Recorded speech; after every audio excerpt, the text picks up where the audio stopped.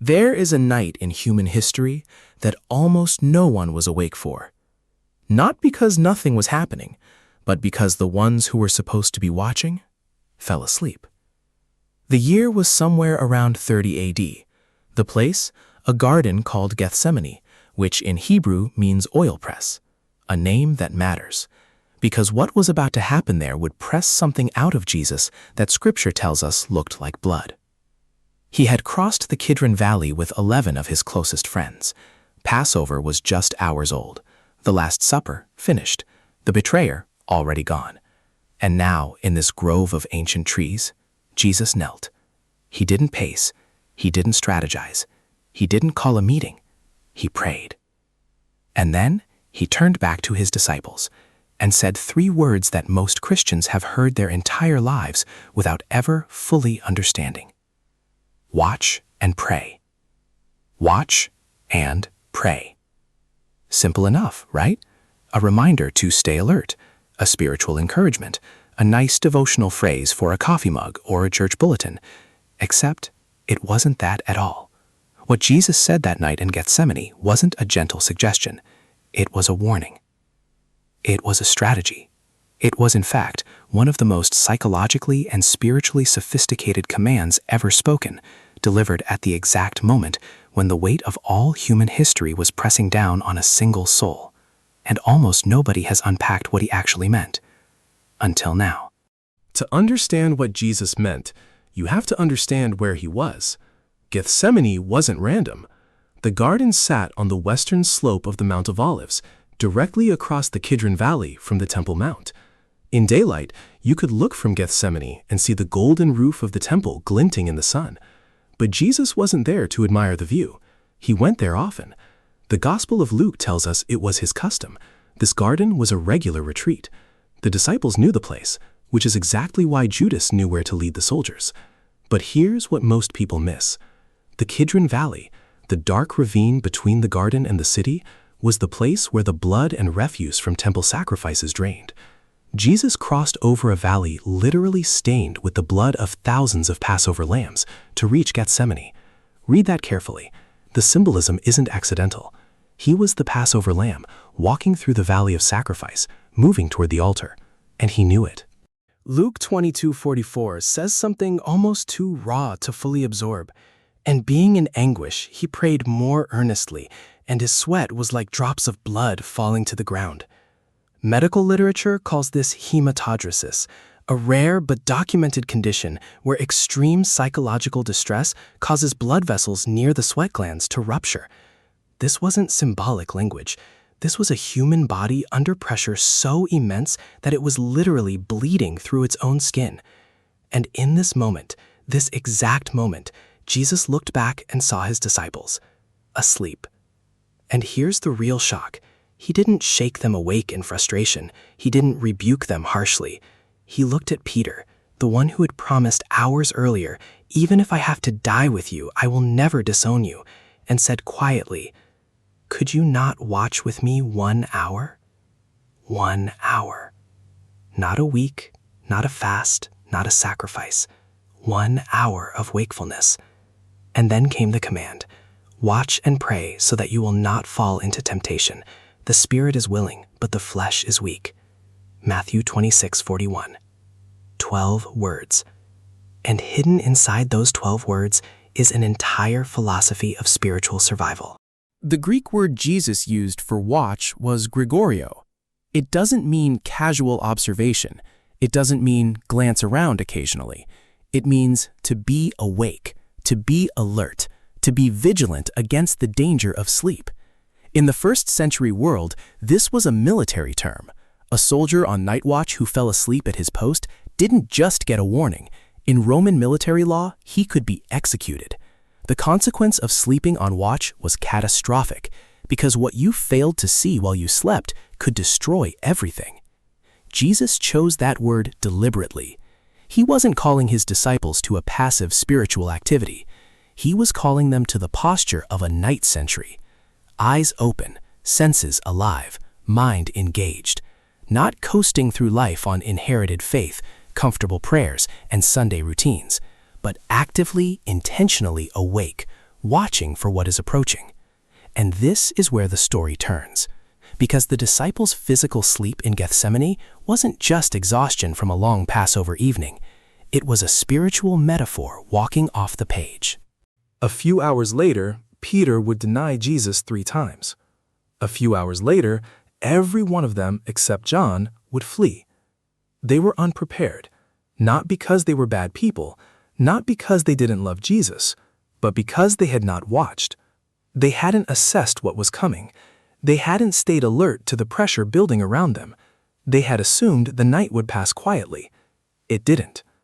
And the failure began not at the moment of betrayal, but in the garden, when they chose sleep over vigilance. This is the psychology of spiritual collapse. It almost never happens dramatically. It happens in the spaces where we stopped paying attention.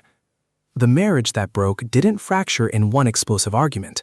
It eroded quietly through years of not watching, not noticing what the other person was becoming, not watching the small drifts, not staying alert to the small fires before they became consuming ones.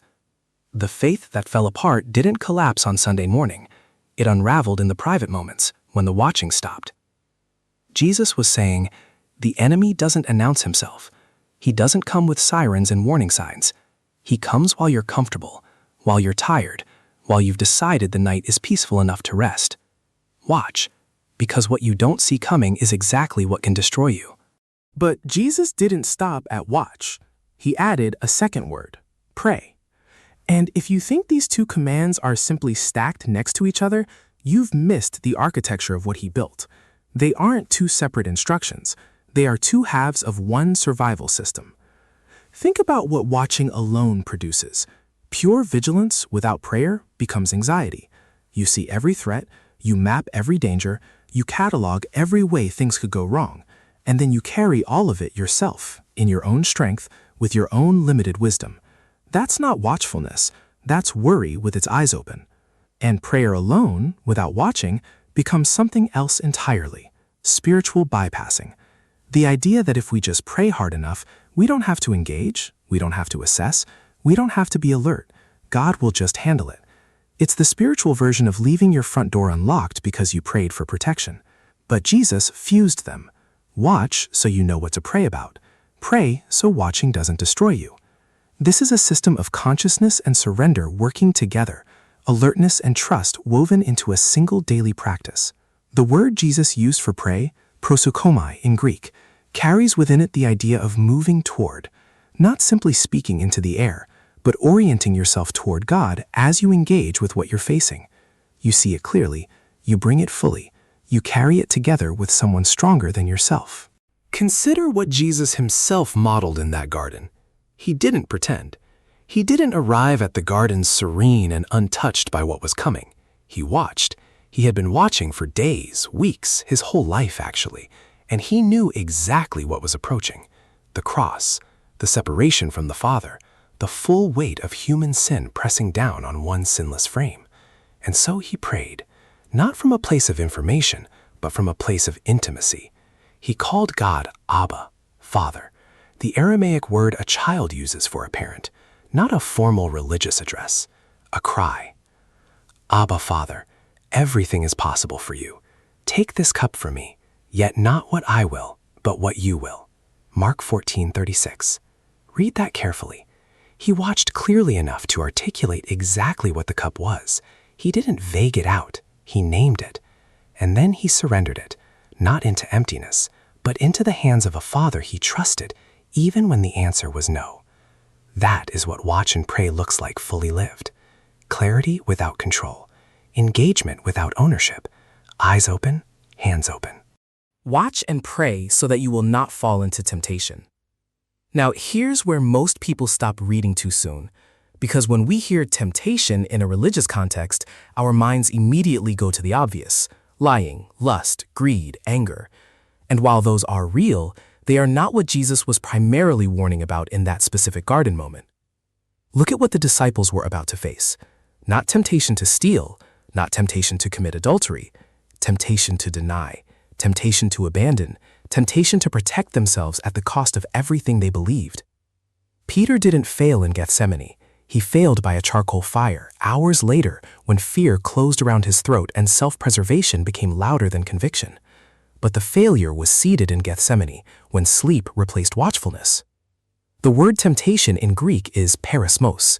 It means a test, a trial, a situation that reveals what is truly inside you under pressure. Jesus wasn't primarily warning them about moral failure. He was warning them about pressure-revealed weakness. He was saying, when the pressure comes, and it is coming tonight, what is inside you will be exposed. Watch and pray now so that what the pressure reveals isn't your nakedness. And this is profoundly psychological. Modern research on human decision-making under stress tells us that people do not rise to the occasion. They fall to the level of their preparation. Elite soldiers, first responders, surgeons, they don't think clearly under pressure because they are naturally calm. They think clearly because they have trained so deeply that their trained responses override their panicked impulses. Jesus was essentially saying, the garden is your preparation. If you don't do the work here, in the quiet, the pressure will reveal that you are unprepared. The disciples skipped the preparation, and the pressure revealed exactly that. But here's what's remarkable. Jesus went back to them twice, found them sleeping twice, and he didn't give up on them, didn't replace them, didn't walk away in disappointment. He came back because his prayer was holding them even when their own wakefulness had failed. There is something deeply tender in that. We fall asleep. He keeps praying. We drift. He stays alert on our behalf. We fail to watch, and his intercession covers the ground we abandoned. But, and this is crucial, that grace is not a license to stay asleep forever. It's an invitation to wake up and begin watching again. There's one more dimension to this command that almost nobody preaches. Jesus said, watch and pray. But what exactly was he watching? In that garden, Jesus was watching on at least 3 levels simultaneously. And this is where ancient scripture suddenly becomes a map for modern life. Level 1, the immediate. He watched the night around him, the sounds, the shadows, the approach of what was coming. He was present in the sharpest possible way. When Judas arrived with the soldiers, Jesus wasn't caught off guard. He stepped toward them. Who is it you want? Jesus of Nazareth? I am he. Full awareness, full presence, no scrambling, no panic. That's the fruit of watching. Level 2, the internal. Jesus watched himself. The garden prayer wasn't just communication with the Father, it was an act of radical self-awareness. What do I want? Not what I want, but what you will. He held his own desires up to the light. He named his resistance. He acknowledged the weight of what the flesh was feeling. And then he aligned himself, not by suppressing the feeling, but by releasing its control. This is the watching that modern culture rarely teaches. The ability to watch yourself, your impulses, your reactions, the stories you tell yourself under pressure, and not be controlled by what you observe. Psychologists call this metacognition, the capacity to think about your own thinking. Jesus called it watching. Level 3, the eternal. Jesus watched the larger arc of what God was doing. Even in anguish, even in blood-sweating prayer, he held on to the frame. With you, all things are possible. He didn't just see the suffering, he saw through it. The cross wasn't the end of the story, and somewhere in his wakefulness, his watching, he held that frame even when his body was breaking. 3 levels of watching. The immediate, what is happening around me? The internal, what is happening inside me? The eternal, what is God doing in this? This is what Jesus modeled, and this is what he invited his disciples into, and what he invites us into. We live in a world that has never been more connected and never been more asleep. We scroll, we consume, we react, we perform, and somewhere in the noise, the watching has stopped. Not dramatic, headline-worthy spiritual failure, just drift. The slow, quiet closing of the inner eye. The ancient desert fathers, those early Christian monks who went into the Egyptian wilderness in the 3rd and 4th centuries, had a word for this drift, acedia. It was listed as one of the great spiritual dangers. Not anger, not pride, but a kind of spiritual numbness, a heaviness that settles on the soul and convinces it that nothing matters enough to stay awake for. Sound familiar? In a world of infinite content, constant notification, and engineered dopamine cycles, acedia has found its most perfect environment. We are not being kept from prayer by persecution. We are being kept from it by distraction. not chains, comfort, not silence, noise. And the very platform you're watching this on, a tool that can be used for profound good, can also become the garden where you fall asleep while history is being made around you. Jesus wasn't speaking only to 11 men in an olive grove 2,000 years ago. He was speaking to every generation that would come after, where the temptation to drift would be dressed in new clothes but carry the same old consequence. Watch and pray.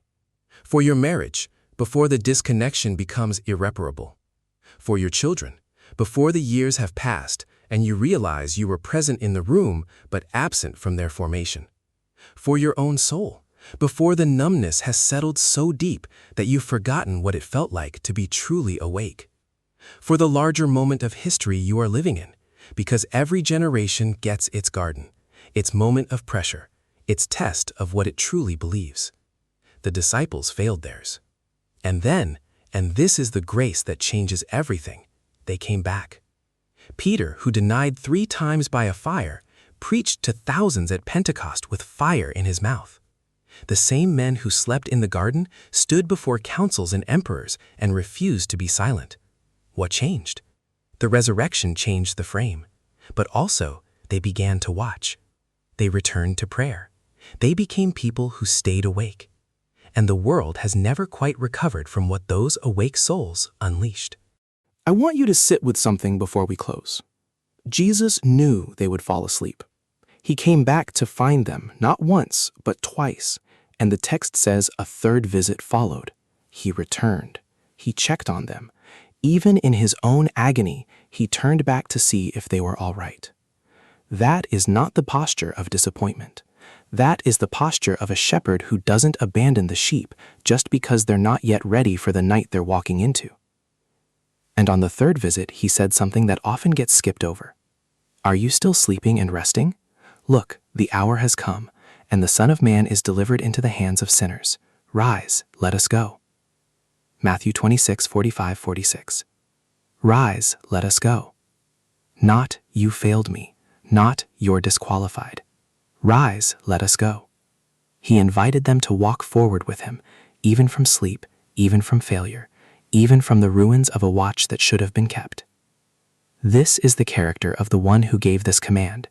He doesn't give the instruction and then abandon you when you fail to follow it. He returns to you. He says, rise when you have fallen.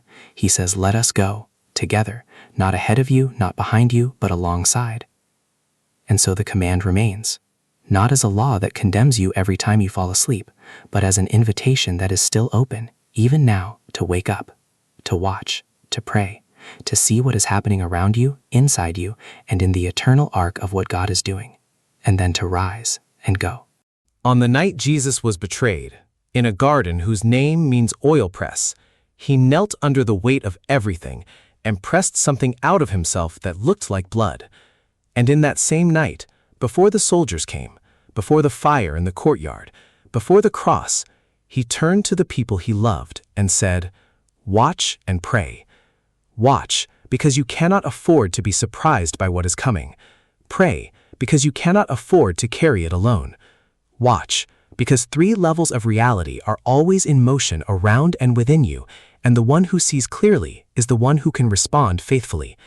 Pray, because clarity without surrender becomes control, and control, sooner or later, breaks. And underneath all of it, underneath the command, underneath the garden, underneath the blood and the silence and the sleeping disciples, there is a God who came back for them, who comes back for you, who says, in the garden of your own pressure, your own exhaustion, your own drift, rise, let us go. The question is not whether the hour is coming. It always does. The question is, when it arrives, will you be awake?